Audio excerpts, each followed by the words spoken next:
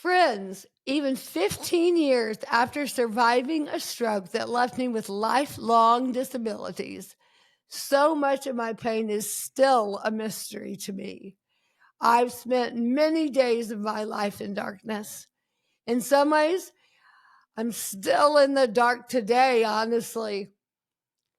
I don't have all the answers to why hard things happen, but I have learned to find treasure in that darkness. I want the same for you, friend. If you're looking for a companion to walk alongside you on your darkest days, I've written a new book just for you. It's called Treasures in the Dark, and it's available for pre-order today at treasuresinthedark.com.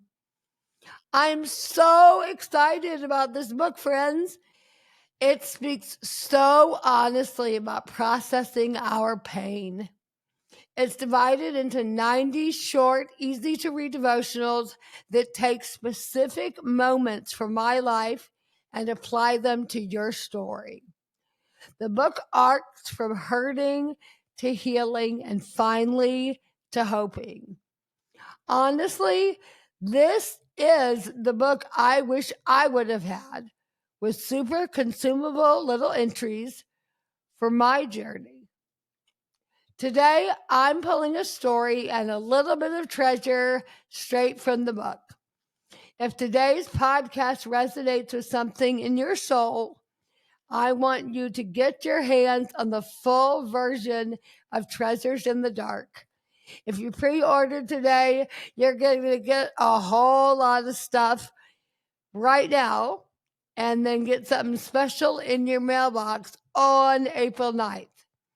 Okay, so if you pre-order today, you will get the following: a downloadable guide for how to pray in the dark, which is packed with over 20 pages of bonus resources. Number 2, a series of personalized email messages that speak to your specific pain. Number 3, immediate access to the book's introduction. And 4, an invitation to a special. And number 4, an invitation to a special virtual conversation with me. So grab your copy today, friends, at treasuresinthedark.com. Now, let's get to treasure hunting together. Friends, today I feel so blessed to get to share a bit from entry 17 of the new book. Now, we are in the Lenten season when you are listening to this, and yesterday was Ash Wednesday. So I will be sharing a super relevant entry to that day and this season we're in, called Dusty, which is based on reflection number 17. And I want to open with a quick story. Well, first, I guess I should say, in case you do not know or need a little refresher, on Ash Wednesday, Christians around the world observe the reality of the death of Jesus, and honestly, the reality of our own death as well. In our weird, death-defying modern world, especially in the West, we give so little room for contemplation of death, mortality, any of it. Recently, I think it was 2 years or 3 years ago, but recently, Jay and I updated and signed our wills on no other day but Ash Wednesday, if you can believe it. Honestly, I think we had signed our will, 10 years ago, but these things don't get updated much when you've got, disability in the story. We had a second baby, we made a cross-country move, and life just got pretty nuts. So that fell to the back burner, as these things have a way of doing. So somehow it dawned on us to do it again, and it just worked out that Ash Wednesday was the day we would sign our updated wills.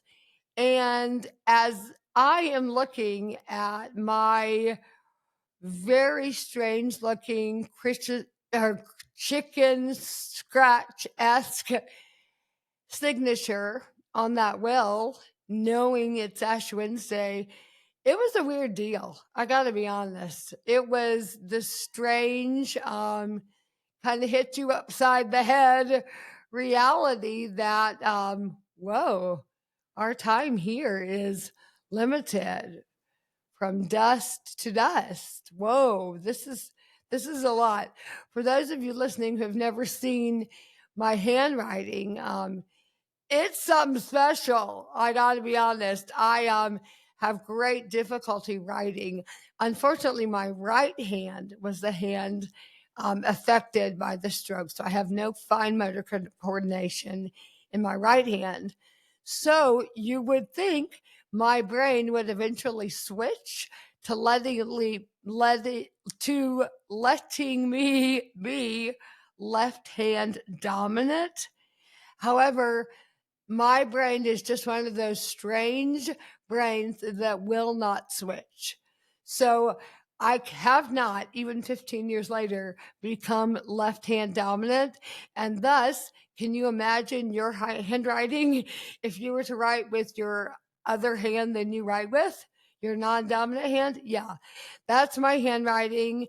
And because of just all of my issues, it's extremely slow, very bizarre and messy looking. And my signature, which is pretty weird, on the will that day, just really did something strange to my soul. Honestly, the intersection of the will signing and the liturgical calendar was just a poignant reminder of mortality, literally seeing the chicken scratch.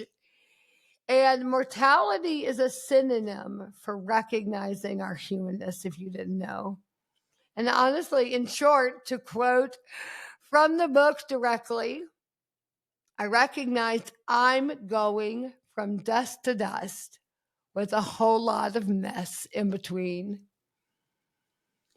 Ecclesiastes 3:20 says, all come from dust, and to dust all return. Mortality probably feels pretty irrelevant to most of us.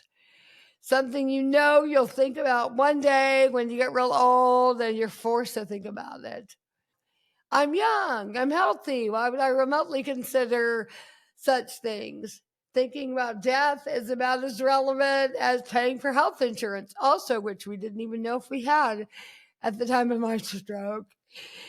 In fact, it wasn't until after I was in the hospital that Jay, with trembling fingers, checked his email to search if we were still auto paying our catastrophic plan from when we had moved to California and gotten just like, one of those super generic catastrophic plans where you pay like, $80 a month and you're covered in case something really horrible happened when we're moving cross country. And thank you, Lord, we were still paying that $80 a month that had catastrophic insurance, which actually, crazily, proved to be amazing insurance. And they don't even write plans anymore like the one that we got. And at this point, I think it's safe to say it's saved us well over $1 million. And yeah. Anyway, I digress, but pretty fascinating. We don't think about death any more than we think about things like getting health insurance until you need it. However, getting familiar with the reality of death might just be one of the most important practices that we can take up. Truly. In a recent study in Social Psychology Review, people who meditate on death regularly, 1, make better use of their time, 2, expressed more empathy and gratitude, and 3, invest more time in relationships. So for me, after brushing death so incredibly closely and without warning at 26 years old. My mortality has forever been on the radar to today. Not a day goes by when I don't think of it, honestly. And I'm actually strangely grateful for that fact, that I really live with death as part of my daily life. I think about it. And I wanted to share with you guys just some things I've learned from nearly dying. And I pray that hopefully you haven't nearly died, but maybe you have. But either way, I pray that these can be things you meditate on, which is some important lessons from nearly dying. So, number one, contemplating death helped me give up control. Befriending our mortality helps us surrender the illusion of control. Now, notice I did not say surrender control, just the illusion of control. The reality is that we never had control of our lives in the first place, but clinging to the illusion sets us up so much for disappointment and frustration. You've probably heard me talk about this so much in the past. We are all called, in my opinion, to expect more of God and less of this world. And I don't think we do that. Our expectations are always going to be that life's going to be amazing and I control my own destiny and I control absolutely everything and I'm in total control.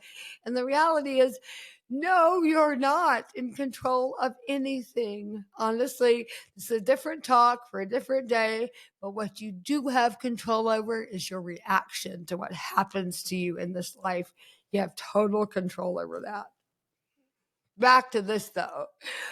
We can live from a place of surrender, acceptance, and flexibility when we face how fragile life actually is. Number two, contemplating death gave me clarity. Contemplating death gives us definition in our here and now real lives. When we truly internalize the fact that this life will all be over very soon, pain seems easier to bear, honestly, and pleasure seems even more poignant. Everything means more when you know you've got a finite number of days. You live them differently. What a blessing and gift that is. Death makes life finite and therefore all the more precious, every moment of it. If we let it, awareness of death cuts away the excess in life, all the drama, the trivialities, the needless worry. It clarifies the things that are, in fact, worth paying attention to in the first place. Number three, contemplating death prepared me to face other losses in my life. There's the end all capital D death that we will all experience at some point, every one of us. But there are also lots of little d deaths throughout all of our lives. I'm sure I do not have to tell you that there is so much loss. If you've been listening to the podcast for a while, you probably know the super poignant story of me camping with a group of girls as children. And then just this past February, just a year ago, getting together for our 25th reunion of not being camp girls anymore, of being big girls now. And as 40 and 41-year-olds, we checked in, as you do on a reunion, on each other's lives. And not a single woman has had a perfect life. Big surprise. Every single one of us have had trials of all different kinds. And it was extremely poignant for me and for all of us, I have no doubt, that none of us thought it was going to be like this when we were little girls. Every single one of us had no idea what was coming. I doubt hardly any of us would have been brave enough to accept the assignment. And yet, here we are. And facing losses is a part of life. And truly, we can face loss more equipped when we are contemplating death. It prepares us for the other losses. Experiencing grief after loss means having proof that you had something really good in the first place, which means contemplating loss makes us recognize the good things that we have right here and right now. You know what I mean? We can truly see the good stuff all around us. There's a famous story in Eastern philosophy where a student asks a teacher how happiness can exist in a world where so much loss looms all around us. The teacher responded. He said, "You see this glass? For me, this glass is already broken. I enjoy it. I drink out of it. It holds my water admirably, sometimes even reflecting the sun in beautiful patterns. If I should tap it, it has a lovely ring to it. But when I put this glass on the shelf and the wind knocks it over, or my elbow brushes it off a table and falls to the ground and shatters, I say, of course. When I understand that this glass is already broken, every moment with it is precious. Every moment is just as it is, and nothing needs to be otherwise." I think that is so incredibly profound and true. Let's live like we're already all knowing where we're going, which is to die. How then shall we live? I have so much hope for restoration after my death. But I don't want that hope for the future to overtake all the goodness to be experienced right now in these present moments. I don't want to miss it, you know? I imagine you don't either. The right here, the right now, the good things that are in your story.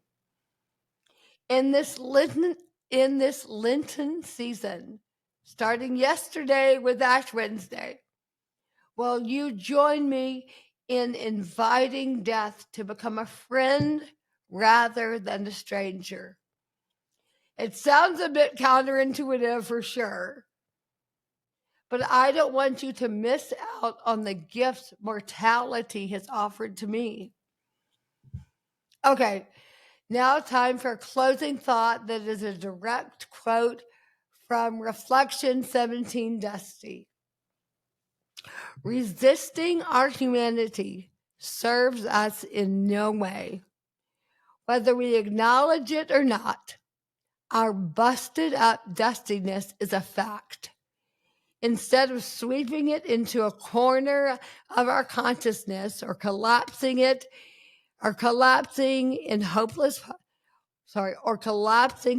a hopeless pile of ashes, I want to believe my life can be a little garden plot where divine love might choose to grow good fruit on my journey from dust to dust. Thank you for listening, guys. I am so excited for you to get your hands on every entry, every reflection in this special book. So don't wait. Order your copy today and let's start talking about all the things before then. Find me on social media, go to our website. You know where to find me. But stay tuned. We got more good stuff for you. And happy Lent. Always kind of weird to say happy Lent, but I'm saying it because it is. Happy Lent. God bless you guys.